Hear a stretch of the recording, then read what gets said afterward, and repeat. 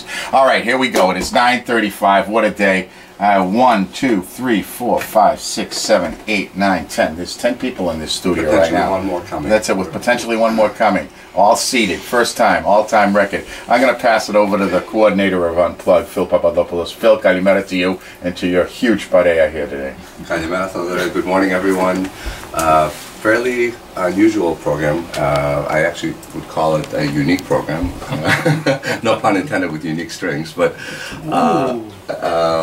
anyways, we've been doing this for quite some time now, coming in every Sunday morning and making music, and each piece of music is really in reality a collaborative effort from the person who writes it, the person that composes it, and then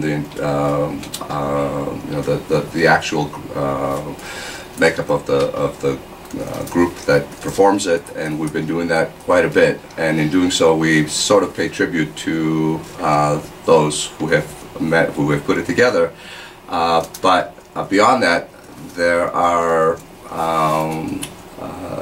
people who are behind the scenes that don't really get the notice and recognition. I mean, we talk about the artists themselves, but in playing the music, we are using instruments that have been made by someone, and we are so fortunate in this area, in the Boston area, to have two absolutely amazing craftsmen who build the instruments that make the music that we play. And the two people that I'm referring to are Peter Kivelos, who is a master craftsman, and Chris Bandazelos, again, amazing talent. He happens to be the one who has built my bouzouki. They have a small little magic shop, I would call it, in Belmont, where they create magic and they create their instruments. And we have been hanging out at that place now for the last 30 some odd years, watching them do their work. And True craftsmen. Yes. As Charlie told me this morning, luthiers. Yeah, luthiers. That is the right term. Yes. Yeah. And I wanted to pay tribute to their work and all that they've done to help us do what we do in our craft. And so this program is essentially dedicated to capturing their story, their life story, and all that they've done in their life, and to attest to their work. I have amassed a bunch of friends who have been here before, who will play their instruments. Yes. Yeah. And you will get to actually hear what they sound like. Mm-hmm. But that's essentially the program in a nutshell. Mm-hmm. And I want to turn the microphone over. First of all, I want to thank Peter and Chris for agreeing to do this. And Peter's son, Nick, who is also a musician. He'll play Dumbek with us. That's it. Another Agreement, half Greek, half Armenian. I like that combo. Works for me. Works for me. You bet.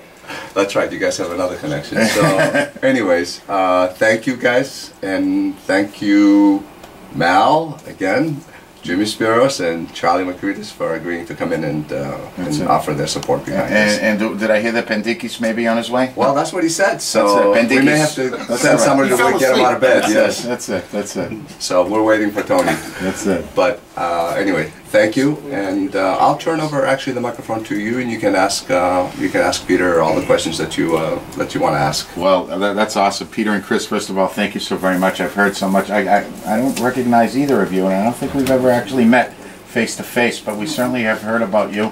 Growing up in Belmont, I've driven by your shop several times. But you gentlemen manufacture, craft instruments, a God-given talent of making an instrument, which, quite frankly, music, it soothes even the most savage of beasts. So it is a talent, and it must be a lot of fun, and we are just delighted to hear your story, and then also have these musicians actually play on what you handcrafted. So I'll pass the microphone over to you and welcome you to Grecian Echoes in our world headquarter 10x10 studios here. First of all, I'd like to thank you very much for having us, and it's really an honor to be here.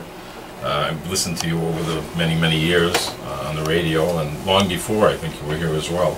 Yeah. And you know, it's just a wonderful opportunity to come here and share some of our stories from the past and how we started and so on in the business. I don't know what you want me to talk about. Talk to us a little bit about it. How did it, you know, how do you all of a sudden, you know, at what age, you know, how do you decide that you are going to, you know, get into the instrument building business?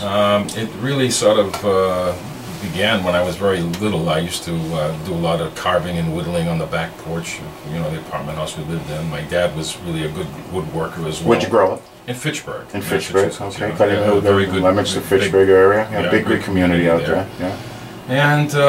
And so, you know, one thing led to another, and I started taking violin lessons, and after a while gave that up, and I kept hearing this instrument being played on my father's old 78s that just intrigued me. And my father thought it was lauto, which is a similar instrument to the oud, but it has steel strings and it's mostly used for chords and so on. And eventually found myself at about 16 or 17 years of age acquiring my first instrument, which was falling apart, and that's basically the genesis of, you know, where it started. Mm-hmm. And so I started to repair my own, and I had the talent enough to do that at the time, not to sound conceited, but but that's what you were doing. It was a hobby. And then one thing led to another, and I started to go with my Armenian friends from that area. Yeah. Good size Armenian population out that way too, decent right? Size, yes. And we went to all the picnics, and in those days they had so many, you know, venues to go to listen to some of the best musicians, and finally, you know, acquired, like I said, my first instrument, and then it was self-taught pretty much, you know, and then as I started to repair my instrument, I started to get orders from other people to fix their fingerboards or this or that, and that's basically kind of how it started. Yeah. Eventually I graduated from high school and went off to California to go to college and worked my way through school, actually repairing and building these instruments. Had a sort of a loose apprenticeship with a violin maker in the Bay Area, so I learned about violin making and instrument acoustics and so on from him, and built my first instrument there in 1964, and then did lots of repairs and all, worked my way through school doing that, played a lot of nightclubs, the whole 9 yards, you know, to work my way through.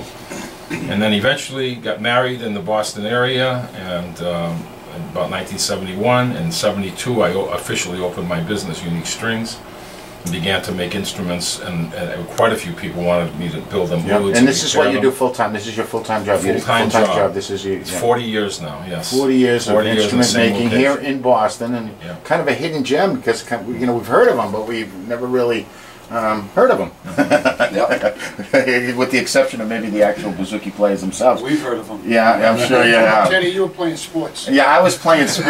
You know, there were the musicians, there were the book readers, there were the girl chasers, there were this, that, and the other thing, and then there were the musicians, and that's you know, anyway. Peter's shop is actually down the street from Brothers Pizza, so when we were not hanging out at Brothers Pizza, we were hanging out at Peter's shop. So yeah, well, I've seen most of these guys, with the exception of one individual here, coming into my shop ever since they were kids. Just keep on coming. And Donya came in, I think, when he was probably 13 or 12, and all these guys, and you know, they would come in and play, and it was a gathering place, and I really love that. That's awesome. Listen, this is terrific. We're actually gonna be discussing the instruments, you know, how they make them. We're gonna be hearing from them. The musicians are all in the house, and that's all part of our Grecian Echoes Unplugged segment today. I'm gonna take a short break for some commercial messages. That's a quick rundown of the events. You guys are laughing here a little bit. I don't know. Was it? I got the silly. Matt started it. Who started it? Matt. No, Nikki. Charlie started it. yeah, we've grown up a lot, huh? I don't know how to handle this. I feel like we're all in a big circle, and Meleti's capturing this on video. But there's 10 of us in this room, and that's what's so funny. 10 Greek men. Wow, wow. Anybody got any? I don't know, Lysol. Anyway, 617-969-3600 is also our phone number in studio. So where are we going, Peter? What would you like to tell us about, you know, any specific instrument? And I'm assuming that we're kind of going to go around the table here and hear a specific instrument, maybe explain it. How we Well, I know that Peter's main focus has been violins and the oud. Okay. And we've captured some of the some of the story on the video that Meleti had posted the other day, but maybe just a quick overview of your passion for the oud, because it seems that that is your instrument of love. That's the one that you seem to dedicate your time to, regardless of financial benefits. Oh, yeah, I'm curious. How many ouds will you make over the course of the year? Well, how many will you build? You don't make them, you build them. At this time, I've made approximately 180 to 185 ouds in my lifetime. Okay. And they take about 125 to 135 hours to build, to construct. And I try to use the best wood available that I've had for many years, drying, well-aged wood, and so on. And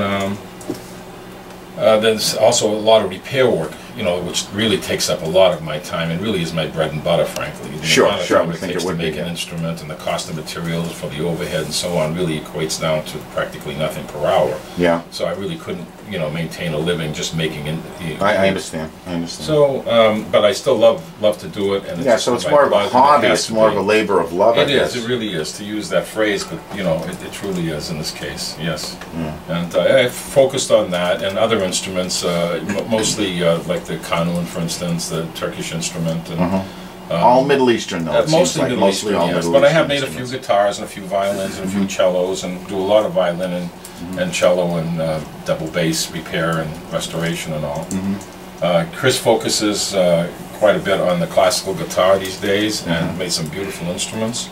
And also on of course, the bouzouki and the related instruments in the bouzouki family. I'm just amazed about this, because you guys have been in my own backyard, and as I think about it, there are lots of people that play instruments that do need repairs all the time.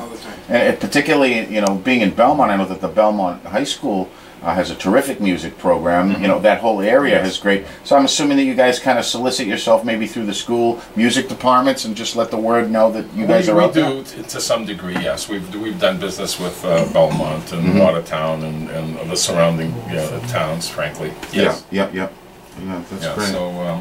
So that's it. These instruments are very delicate. They can take a lot of abuse. It's surprising, but they still are quite delicate. And if they're bumped or whatever, they can crack or scratch, or actions change and frets need replacing. So, there has to be somebody to maintain them. And fortunately, we're around right now. We're doing it, and love to do what we do. Well, what about just a standard? Since we're here, Middle Eastern instruments. Let's say little Yanni over in West Roxbury wanted to all of a sudden play the bouzouki. Where could he get a bouzouki? Do you have? Are you manufacturing the? Do you have enough inventory? Is it at that early stage? Are you better off buying maybe a generic bouzouki as opposed to handcrafted? At a young age, I would think so, because the cost, obviously, to manufacture a small instrument or any instrument, quite honestly, may outweigh the ability of the parents or whatever to pay for a small. A young person, to afford. There are many affordable instruments that come, of course, from Greece and so on. Do you have any of those at your shop? No, we don't. We don't really import anything or sell anything like that, quite honestly. It's mostly what we do there, frankly, is manufacture and repair and restore, with a very limited space in the front for restored instruments sometimes that we have for sale, and once in a while a new instrument. But we don't really get into that. I never really have, So how could a little kid grab a bouzouki if you wanted? How do you grab? Especially now with what's going on in Greece, are the instruments available online? Probably. Sometimes the store has instruments that maybe people may have traded in or whatever. From time to time. On occasion, yes. But I'll tell you, their instruments. Yeah. So this is the good ones stuff. I play. The instruments from Unique Strings in there. Yeah. Now, how many bouzoukias do you have, Charlie? From them, I have. Just in general, how many bouzoukias? I have about 3 or 4 instruments, and they're all made by them. All made by them, by Unique Strings. And I'll tell you, they build the whole instrument. They cut out all the parts for the back. You see how there's all different pieces of wood? Yeah. You can see that. It's all handcrafted. In Greece, a lot of these parts are pre-manufactured, and then the makers will buy those parts that are made, and then what they'll do is put it together. So They're more of an assembly. some of their workmanship is in the instrument, but not the whole instrument. These guys build the whole thing. Yeah, the whole thing from soup to nuts. They don't buy parts from Greece. They build. What kind of wood are we using on most of these bouzouki? What is it? What is the actual wood? Well, as far as the bouzouki is concerned, yeah, the bouzouki. Let me give you over to Chris. And Hi, Chris. Talk about yes, it. hi, Ted. Thank you for having us here. Thank you. Yeah. The last time I was down here was with your dad, actually, about 10 years ago, so it's a pleasure to be back. That's great. As far as the woods for the instruments, the back, in other words, the bowl, the rounded part of the instrument back, is usually walnut. Very often, especially in the older days, it was stained black, so it would start as a chocolate brown, but stained to almost jet black. These days, there's almost a reversal of tendency. A lot of people would rather have it in the natural. It depends. It depends on our customer, so we could do it either way. And the soundboard of the instrument is usually a spruce or elato, and that's common in Greece as well as here. And that's something that's used on most string instruments, at least in the Western world, is spruce for the soundboard. In other words, the face or the front of the instrument. There's some other features of the instrument that I have incorporated into building, and frankly, the majority of them were Peter's ideas. I started apprenticing with him, such as the rod in the neck and other features, the slot for the bridge and so on. That's these instruments. Will these instruments last a lifetime, Charlie? How long have you had your oldest bouzouki? Well, when I was a kid, I started learning on my. My dad had a bouzouki. Yeah. I learned on that. As a matter of fact, back when Pete opened, Peter actually repaired that bouzouki that's still playing perfectly today. So an instrument like this can last a lifetime for That's like from the late 50s, really, huh? 60s in there somewhere. This bouzouki I have that Chris built is, boy, it's got to be about 12, 15 years old now, something like that. And it's like wine. The older it gets, the better it sounds. As a bouzouki player, Charlie, Phil, all you guys, what is it that determines, it's time to either change my bouzouki? What is it that drives you to go into another one? Is it a different sound? Is each one manufactured just a little differently? If you don't have any resources, anybody to be able to repair an instrument when it goes bad, the luxury of buying an instrument... So you always need a backup for sure, especially if you're a musician and you're out there on the road. The luxury of having unique strings nearby is if we need repairs. Boom, he's right there. They're right there, and they turn it around a lot of the time very quickly. Yeah, sure. So it's amazing. They're invaluable to us as musicians here in this area. We're very, very lucky to have them all these years. That's it. You're going to get some people maybe stopping by you guys just to say hello and maybe bring you some. They make the best instruments. That's it. Can we get, I want to get a little music involved in the program as well. Good idea. Philippa, why don't you kind of? Actually, why don't we have the instrument makers, the luthiers, play a song, because they're not only so they're musicians as well. So you guys do as well. I want to hear where all this. So there's got to be. So it's dual talent to this, multitasking. Peter not only makes the he plays the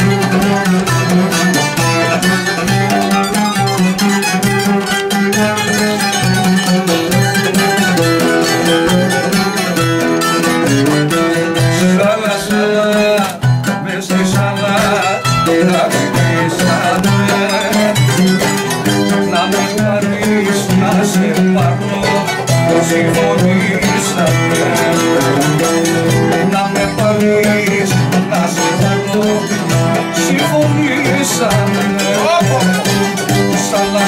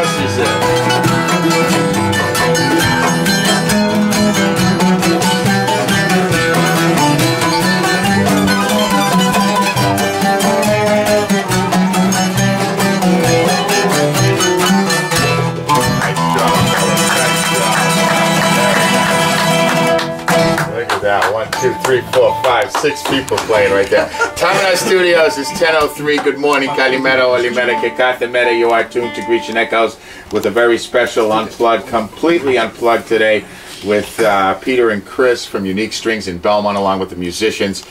They've made these instruments that you're hearing, and we're sharing their story with us today here with you guys on Grecian Echoes. All right, we'll take another short commercial break. We'll be right back.